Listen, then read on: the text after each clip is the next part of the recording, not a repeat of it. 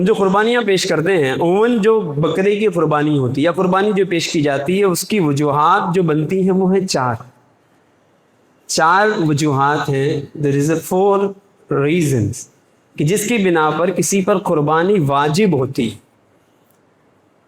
ایک صورت تو یہ ہے کہ جب کوئی حج تمتع کرے یا حج قران کرے. میں نے گزشتہ بیانوں میں عرض کیا تھا حج کی 3 قسمیں، ایک ہے حج تمتع، ایک حج افراد ہے اور ایک حج قران. عموماً جو ہندوستانی حاجی کرتے ہیں وہ حج تمتع کرتے ہیں.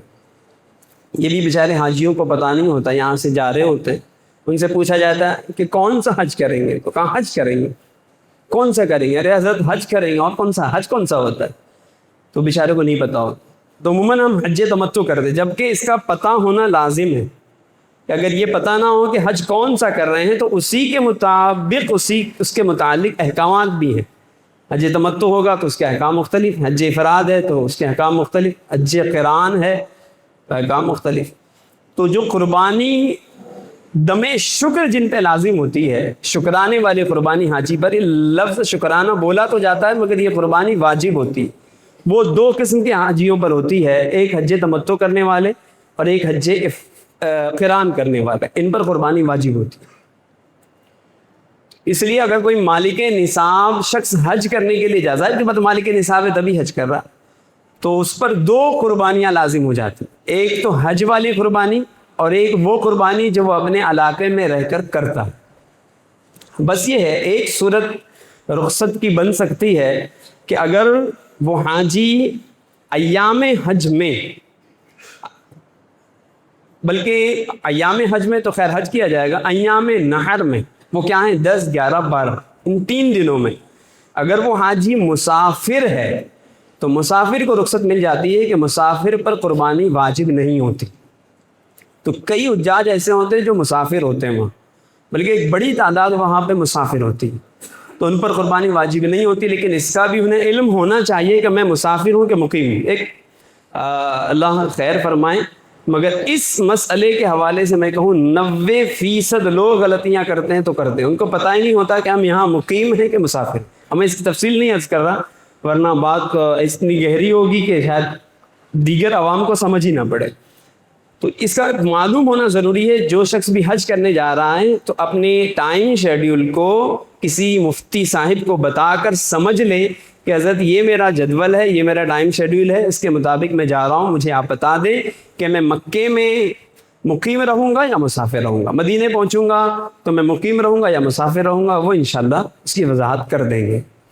تو بس یاد رکھیں کہ بکرا قربان کرنے یا قربانی کرنے کی ایک وجہ یہ ہے کہ بندہ جب حج تمتع کرتا ہے یا حج قران کرتا ہے تو اس کو قربانی واجب ہوتی ہے.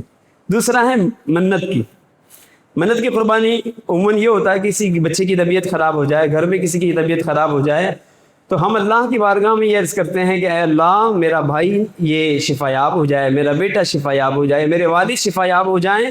اگر یہ شفا یاب ہو جائیں تو میں تیری راہ میں، تیری بارگاہ میں ایک بکرا قربان کروں گا.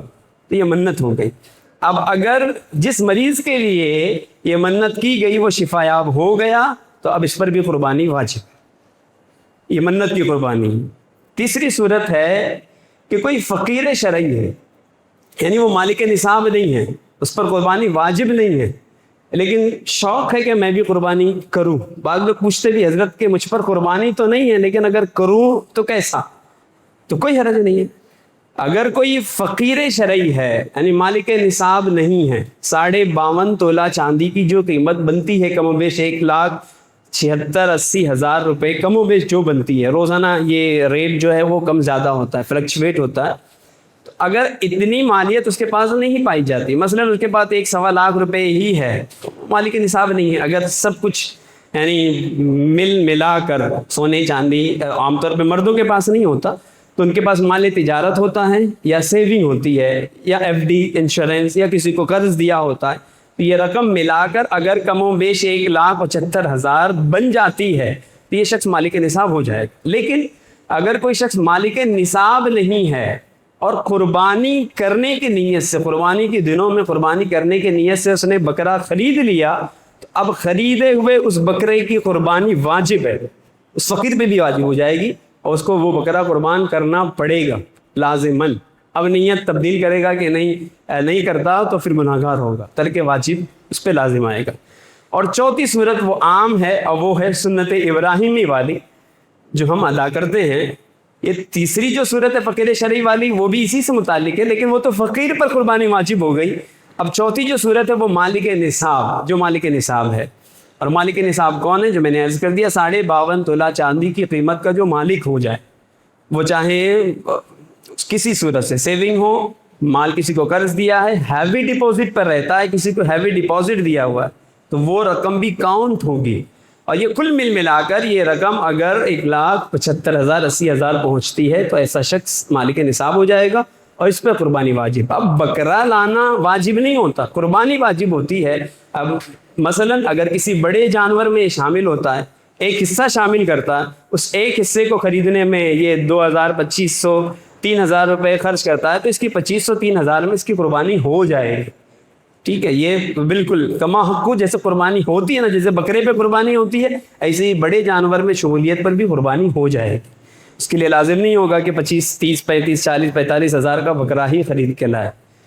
ٹھیک, ایک بات یہ یاد رکھیں. تو اب ایک تو ہے مالک نصاب ہونا. اچھا, مالک نصاب ہونے کے علاوہ کچھ باتیں لازم ہے کہ وہ عاقل ہو. جو پاگل شخص ہے اس پر قربانی واجب نہیں ہوتی. دوسرا, نابالغ پر قربانی واجب نہیں. نابالغ ہوتے ہیں, جیسے گھر میں لڑکیاں ہوتی ہیں, والد نے اس کے نام سے 2 تولہ سونا بنا دیا ہے, 1-2 پائل وہ چاندی کی پہنتی ہے, اس کے علاوہ کچھ پیسے بھی ہیں, تو مالک نصاب ہے وہ. لیکن نابالغہ لڑکی ہے تو اب اس نابالغہ لڑکی پر قربانی واجب نہیں ہے. بالغہ ہوگی. یہ اب اہم ترین مسئلہ یاد رکھیں کہ اگر لڑکی بالغہ ہے اور والد نے اس کے نام سے یہ سونے بنوا دیے یا چاندی بنوا دی, اس کے پاس سونے چاندی ہیں اور وہ مالک نصاب بن گئی, تو جوڑ لیجئے 1 تولہ سونا کی بھی قیمت کیا چل رہی ہے مارکیٹ میں, تو 52.5 تولہ چاندی کی قیمت اگر اس کے پاس پائی گئی, اور وہ چاہے چاندی کی صورت میں ہو, سونے کی صورت میں یا پیسوں کی صورت میں, تو اس پر بھی قربانی واجب ہوگی. اور بقرعید کے دنوں میں اس کی طرف سے بھی قربانی وہ خود ادا کرے, لازم تو اسی پر ہے, ورنہ والد صاحب قربانی دے, مگر قربانی کرنی ہوگی, اس بچی کی بھی کرنی ہوگی. پھر بچوں کی امی کے پاس میں بھی اگر مال پایا جاتا ہے ان پر بھی قربانی ہے. عام طور پر یہ ہوتا ہے کہ ہم کسی کے ہاں بکرا ذبح کرنے کے لیے, کبھی میرا اتفاق ہوا, قاری صاحبان جاتے ہوں گے, امام صاحب جاتے ہوں گے, تو 2-3 بکرے بندے ہوتے ہیں, تو ہم پوچھتے ہیں کہ کس کے نام سے کرنا, تو کہا حضرت 3 بکرے لایا ہوں تو پہلے تو میرے سرکار کے نام سے کر دیجئے. تو ٹھیک ہے, کر دیا. اچھا, اب ہوتا یہ ہے کہ علماء جو حساس ہیں نا, جنہیں مسائل پر نہ صرف واقفیت ہے بلکہ وہ الرٹ بھی ہیں, تو وہ پوچھ لیتے ہیں کہ پھر یہ جو 3 ہیں کس کس کے نام پہ کرنا چاہیے, سرکار کے نام پہ, دوسری یہ میرے والد مرحوم کے نام پر, اور یہ بولے یہ میرے نام پہ کر دیجئے. پھر جب پوچھا جاتا ہے اور آپ کی اہلیہ کے نام پہ, کہاں کہ اس پہ کہاں قربانی ہے, تو پوچھا جائے کہ کیا وہ مالک نصاب نہیں ہے؟ نہیں, اس کے پاس کہاں پیسہ, پیسہ تو میرے پاس ہے. اچھا, تو سونے ہیں؟ ہاں سونا تو ہے. کتنا؟ 10-15 تولہ سونا ہوگا اس کے بعد. اچھا, ارے 10-15 نہ بھی, 1-2 تولہ سونا بھی ہو گیا, کچھ چاندی ہے, وہ مالک نصاب ہے, بچوں کی امی کے نام پہ بھی قربانی کرنی پڑے. تو اب یہ ہوگا, پھر امام صاحب کہیں گے بھائی سرکار دو عالم کے نام پہ جو قربانی ہے وہ مستحب ہے, پہلے واجب تو ادا کیجیے اپنا, پہلے اپنے نام پہ کروائیے, پھر اہلیہ کے نام پہ کروائیے. اب اگر کوئی بچی بھی ہے اور آپ نے اس کو سونے کا مالک بنایا ہوا ہے اور بالغہ ہے, تو اس کے نام کی بھی قربانی ادا کیجیے, پہلے واجب ادا کیجیے. اور سرکار دو عالم کے نام پر یقیناً سرکار دو عالم تو وہ ہیں کہ ان کے نام پر ہمارا سب کچھ قربان, لیکن جب مسئلہ شرعی ہوگا تو یہ بتایا جائے گا کہ سرکار کے نام پر یا کسی بزرگ کے نام پہ جو قربانی پیش کی جاتی ہے وہ مستحب ہوتی ہے, واجب فرض نہیں ہوتی. واجب وہ قربانی ہے کہ جو مالک نصاب اپنی طرف سے ادا کرتا ہے. اب چاہے وہ شوہر ہو کہ زوجہ ہو یا اس کی بیٹیاں ہوں یا اس کے بیٹے ہوں, جو بھی مالک نصاب ہے ان سب کی طرف سے قربانی ادا کرنی ہوگی. اب وہ چاہے بکرے میں کرے یا کسی بڑے جانور میں حصہ لے کر اسے ادا کرنی ہوگی.